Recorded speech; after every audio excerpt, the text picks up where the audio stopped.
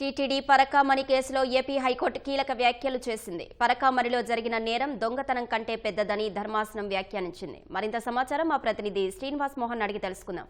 శ్రీనివాస్ మోహన్, పరకామణి కేసుకు సంబంధించి హైకోర్టు చేసిన వ్యాఖ్యలేంటి? తిరుమల తిరుపతి దేవస్థానం సంబంధించి పరకామణి చోరీ కేసుపై ఇవాళ హైకోర్టులో విచారణ జరిగింది. ఈ సందర్భంగా ఇరు పక్షాల న్యాయవాదుల మధ్య వాదోపవాదాలు జరిగాయి. ఈ నేపథ్యంలో హైకోర్టు కొన్ని సూచనలు చేయడంతో పాటు కీలకంగా కూడా వ్యాఖ్యలు చేయడం జరిగింది. తిరుమల శ్రీవారి పరకామణిలో జరిగే చోరీలు ఏవైతే ఉన్నాయో ఇది సాధారణ దొంగతనంగా చూడడానికి వీల్లేదని చెప్పి హైకోర్టు అభిప్రాయపడింది. ఎందుకంటే కానుకల రూపంలో వచ్చిన సొమ్ము చోరీకి గురైతే కోట్లాది మందిల భక్తుల మనోభావాలు దెబ్బతింటాయని చెప్పి హైకోర్టు పేర్కొనడం జరిగింది. పరకామణిలో కానుకల లెక్కింపు ప్రక్రియను ఆధునీకరించాల్సిన అవసరం ఉందని చెప్పి హైకోర్టు అభిప్రాయపడింది.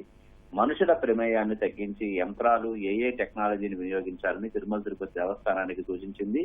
తిరుమల తిరుపతి దేవస్థానంలో ఇలాంటి చోరీ ఘటనలు జరుగుతున్నా కానుకలు లొక్కించేందుకు పాత పద్ధతులనే పాత విధానాలనే అనుసరించడం సరికాదని చెప్పి హైకోర్టు అభిప్రాయపడింది. కానుకల లెక్కింపును సేవాభావంతో వచ్చిన భక్తులు నిర్వహిస్తుంటారు. అయితే ఆ భక్తులకు సంబంధించి దుస్తులు లేకుండా వాళ్ళని సోదాలు చేయడం, అలాగే దొంగల్లా వాళ్ళని అవమానించడం సరికాదని చెప్పి అభిప్రాయపడింది. ఎందుకంటే పరకామణి ఎవరైతే లెక్కింపుకు వచ్చారో వాళ్ళకి సంబంధించి లెక్కింపు చేసే వాళ్ళకి సంబంధించినటువంటి ఒక ప్రత్యేకమైనటువంటి డ్రెస్ కోడ్ కూడా అమల్లో ఉంటుంది. అయితే ఇదే సందర్భంలో ఎవరైతే ఈ సేవాభావంతో చేయడానికి వచ్చారో వచ్చిన ప్రతి వారిని దొంగల్లా అవమానించే పరిస్థితి సరికాదని కూడా పేర్కొంది. కానుకల లెక్కింపులకి అవుట్ సోర్సింగ్ ఉద్యోగులను వినియోగించడానికి వీల్లేదని కూడా చాలా స్పష్టం చేయడం జరిగింది.